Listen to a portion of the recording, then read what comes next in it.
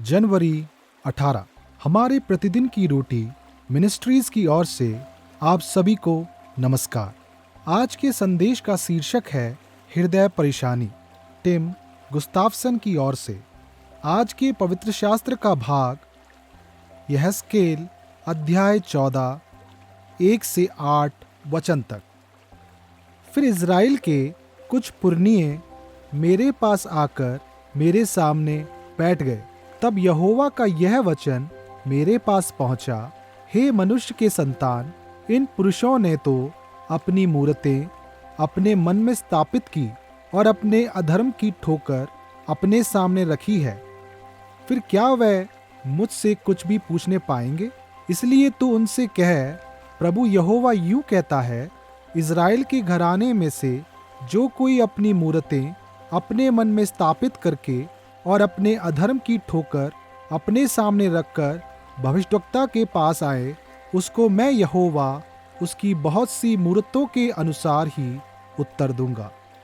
जिससे इज़राइल का घराना जो अपने मूरतों के द्वारा मुझे त्याग कर दूर हो गया है, उन्हें मैं उन्हीं के मन के द्वारा फंसाऊंगा।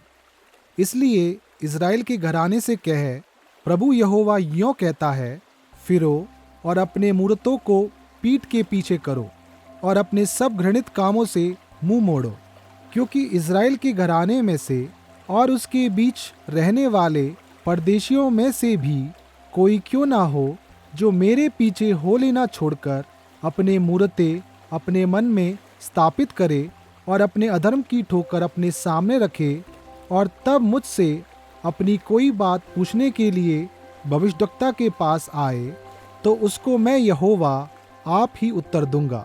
मैं उस मनुष्य के विरुद्ध होकर उसको विस्मित करूंगा और चिन्ह ठहराऊंगा और उसकी कहावत चलाऊंगा और उसे अपनी प्रजा में से नष्ट करूंगा।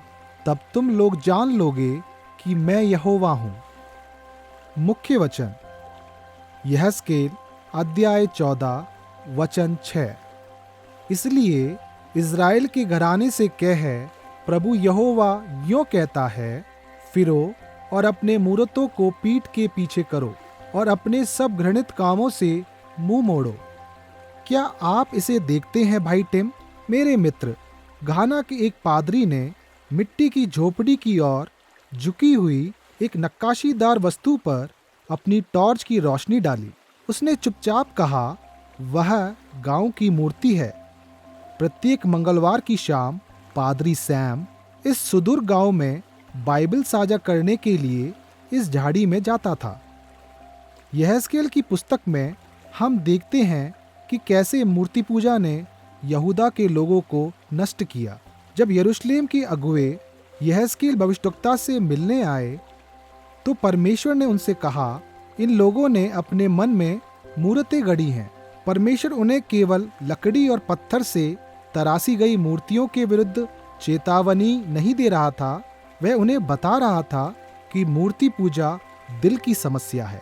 हम सब इससे जूझते हैं। बाइबल शिक्षक एलिस्टर बेग एक मूर्ति का वर्णन इस प्रकार करते हैं, परमेश्वर के अलावा और कुछ भी जिसे हम अपनी शांति, अपनी आत्मछवि, अपनी संतुष्टि या अपनी स्वीकार्यता के लिए आवश्यक मानते हैं, यहाँ तक कि जो चीज़ें देखने में भली लगती हैं, वह भी हमारे लिए मूर्ति बन सकती है।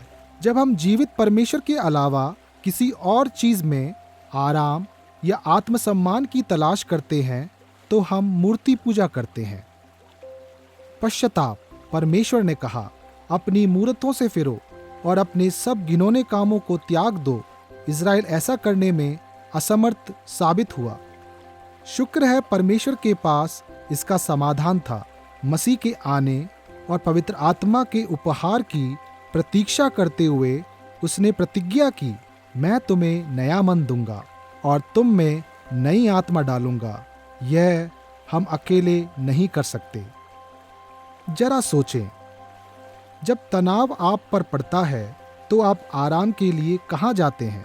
दूर जाने के लिए आज से आपको क्या करना पड़ सकता है? आए हम प्रार्थना करें।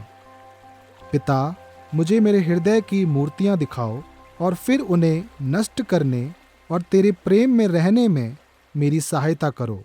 आमीन।